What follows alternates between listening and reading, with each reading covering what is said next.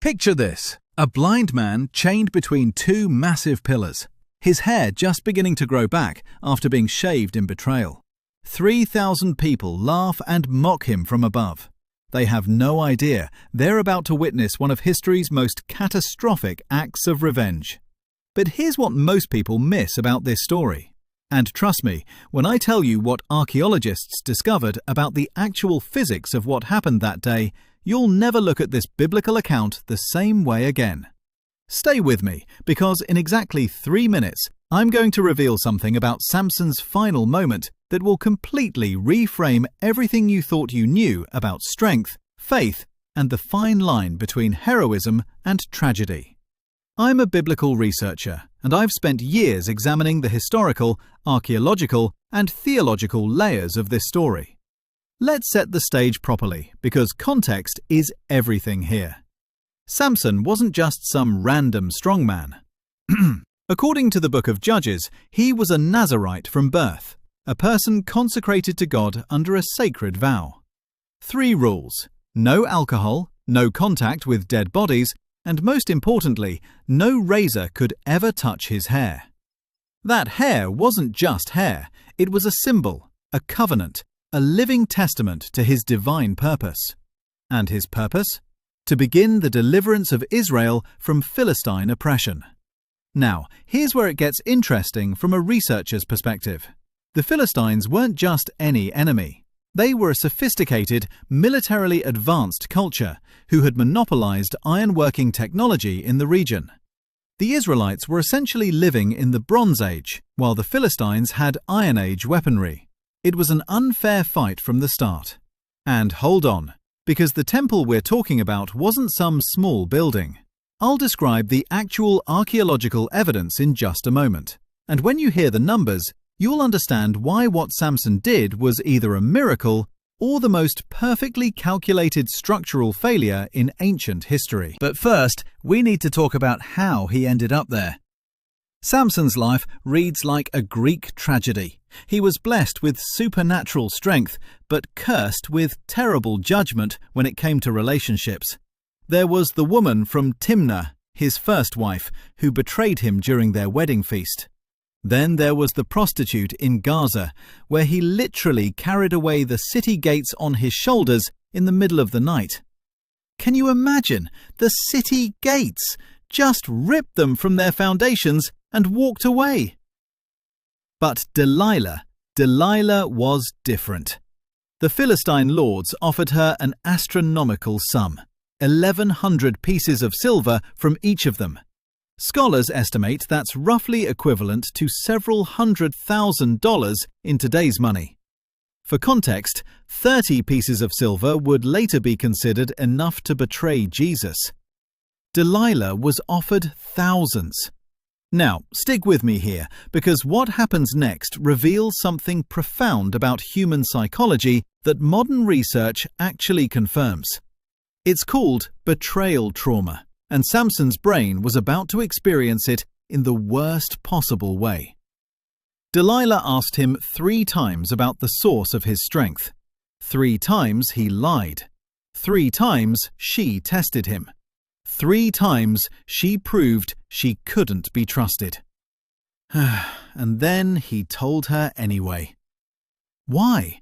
This is what fascinates me as a researcher. The text says, she pressed him daily with her words and urged him so that his soul was vexed to death. This isn't just nagging, this is psychological warfare. Sleep deprivation, emotional manipulation, constant pressure. The man broke. He revealed his secret. The 7 locks of his hair, never cut since birth, were tied to his supernatural strength. That night, while he slept on her lap, she called in a man to shave his head. The Bible records that Samson woke up thinking he could shake himself free as before, but God's presence had departed from him.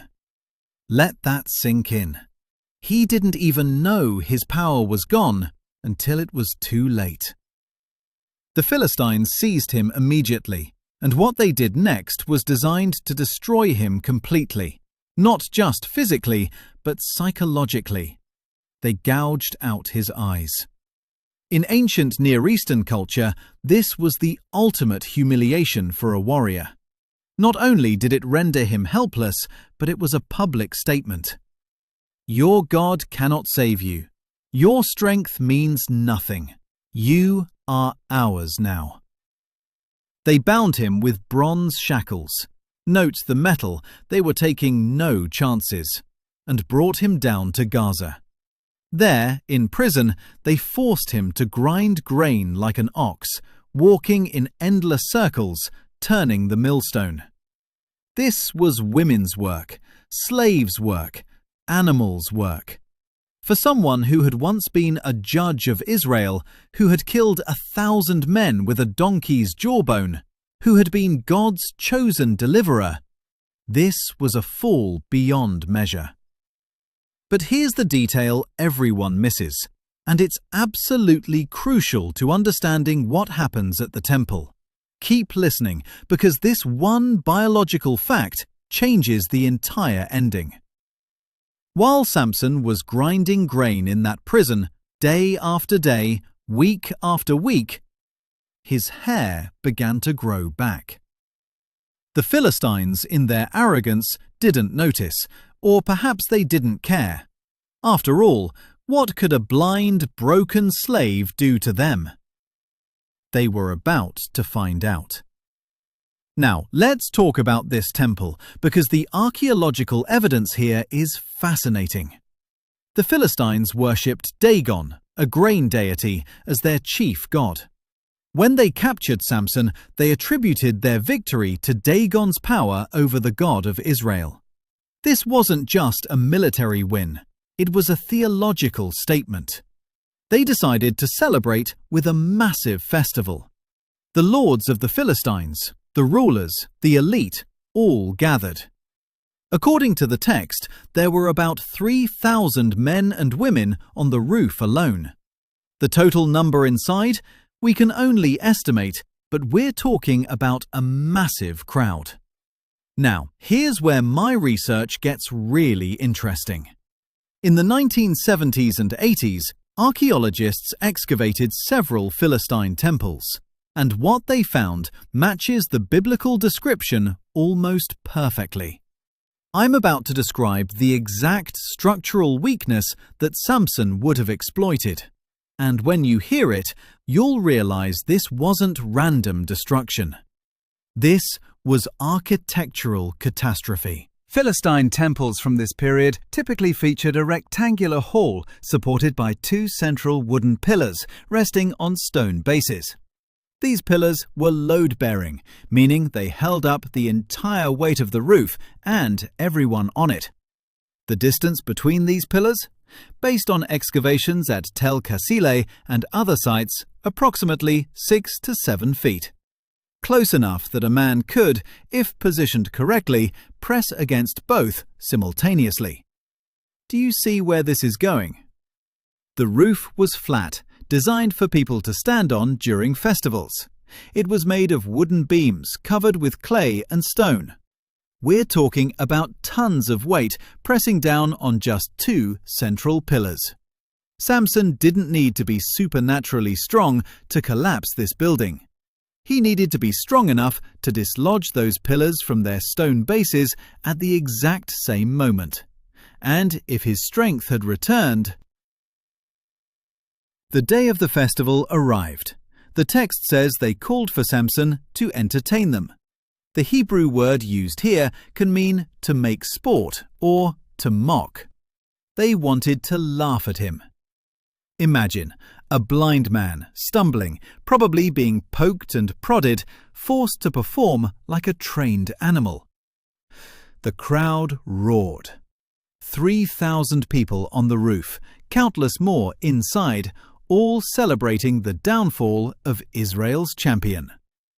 But something had shifted in Samson. The text is sparse here, but we can read between the lines. This wasn't the same impulsive, passionate man who had chased women and picked fights. This was someone who had lost everything: his strength, his sight, his freedom, his dignity, and had nothing left but one final choice. What happens in the next 60 seconds of this story is one of the most debated moments in all of biblical literature. Pay close attention because scholars are still arguing about whether Samson died a hero or a suicide, whether this was divine judgment or divine redemption. Samson spoke to the young man who was leading him by the hand. "Let me feel the pillars on which the house rests, that I may lean against them." Simple request, logical even. A blind man wanting to steady himself. They led him to the pillars. And then Samson prayed. His first recorded prayer in the entire story. He said, "O Lord God, please remember me, and please strengthen me only this once, O God, that I may be avenged on the Philistines for my 2 eyes." Notice what he asked for. Not deliverance, not rescue, not freedom. Revenge. He braced himself, one hand on each pillar. The text says he bowed with all his strength. What happened next took seconds, but its impact echoed through centuries. The pillars shifted, stone grinding against stone, wood splintering. The foundational supports gave way almost simultaneously. The roof collapsed. 3,000 people fell. The walls buckled inward. Support beams crashed down. Clay, stone, wood, and human bodies all tumbling together in a catastrophic avalanche of destruction. The text records it simply. So the dead whom he killed at his death were more than those whom he had killed during his life.